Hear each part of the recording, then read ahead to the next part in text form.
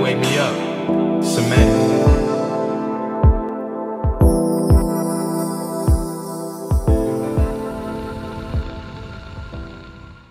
Hello everyone and welcome back. This week I'm going to talk to you all about how I achieved this highlight and contouring look as well as a matte finish face. So stay tuned because right now you are about to learn a little something soon.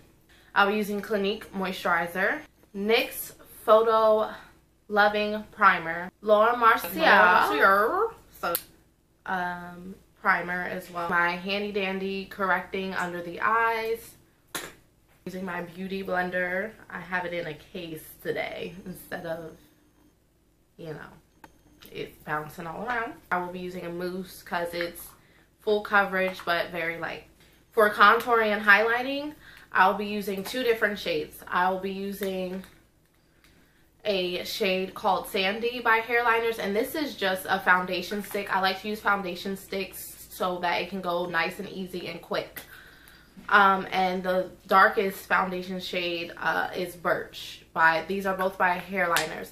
It's important that when you're doing highlighting and contouring that you have a shade that is 2 to 3 shades lighter than your actual skin color, and then a shade that is 2 to 3 shades darker than your actual skin color. And you will see why once we get started.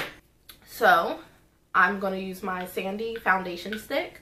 And because this is a foundation stick and not an actual like highlight and contouring palette, I want to do this as lightly as possible so I'm not looking like a cake master. I like to dab it on there so I can know how much product is going on there instead of like wiping it down, and like that's just too much product for me. And I want it to be a triangle underneath my eye. So it's kind of like connecting the dots. I'll do a dot here at the top of my eye. A dot where my cheekbone kind of begins on near my lip. And then a dot all the way where my eye kind of stops. Then for my nose, I am going to do a line straight down so that I'm not looking crazy. My forehead, I'm going to do the dot technique again. For my chin, dot technique. For my cheekbones, like I like to do a concave kind of look, and I'm going to take that right along where my face kind of sinks in naturally. So wherever your natural lines are, that's where you're going to take your highlight. And this is what the final highlighting product should look like. And from here, you're going to take your beauty blender and blend it in.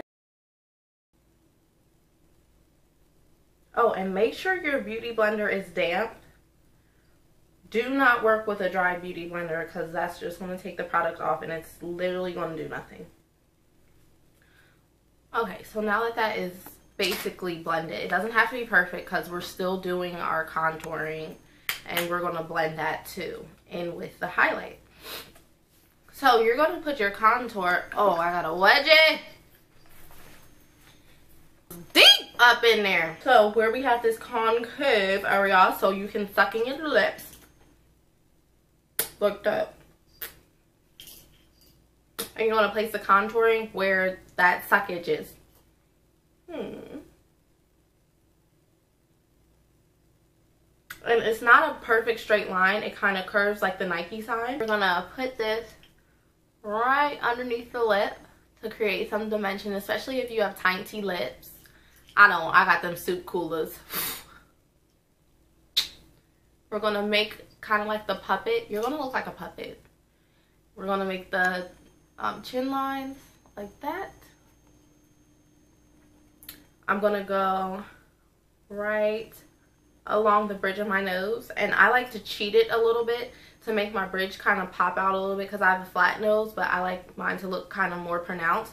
So what I do is I start at the top like normal, follow the normal line, and then I cheat it inward towards the tip of the nose to kind of give it a more narrow appearance. But in order for my forehead not to look ginormous like it is, I take the contouring and bring it down. So I kind of fake where my forehead actually dips up. So I'll bring the contouring down so that I can create the illusion of my forehead being smaller. I like to place a little bit of contour right there in these areas, just for the purpose of being able to blend in my makeup and not make any harsh lines. Sir! Lines. Then I take the beauty blender and I blend that all in. Then my setting powder, some people like to use Ben Nye's banana powder. Kim K made that very popular. But I actually like to use rice powder by Palladio. And you can pick this up at Ulta. I'm going to take this Real Techniques blender. And I'm going to now set the highlighting. And I'm going to actually let that bake for a couple minutes.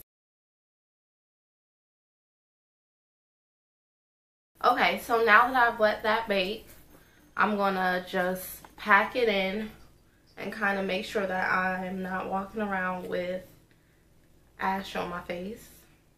And I'm using, oh, I forgot to say, I'm using a kabuki brush. It's an e.l.f. kabuki brush I got for like $5 at Target. I'll be using a pressed powder for setting the contouring shade, and this is Hairliners pressed powder in dark 3, which is the darkest shade that we have. I'm going to use the dark powder as my setting powder for the contour, and I'm going to do the same kind of patting motion.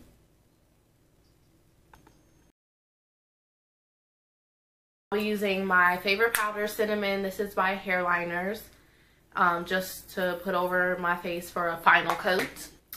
I'm going to take that, take my powder brush, just a big fluffy powder brush, and I'm going to just make sure that my face is not shining and that everything is going to set properly and mold and oxidize correctly in my face. I'll be using Starlight Wet n Wild bronzer. I'm going to take it and I'm just going to go right above where I put the contouring, right on the apples of my cheeks, and really give myself that glow.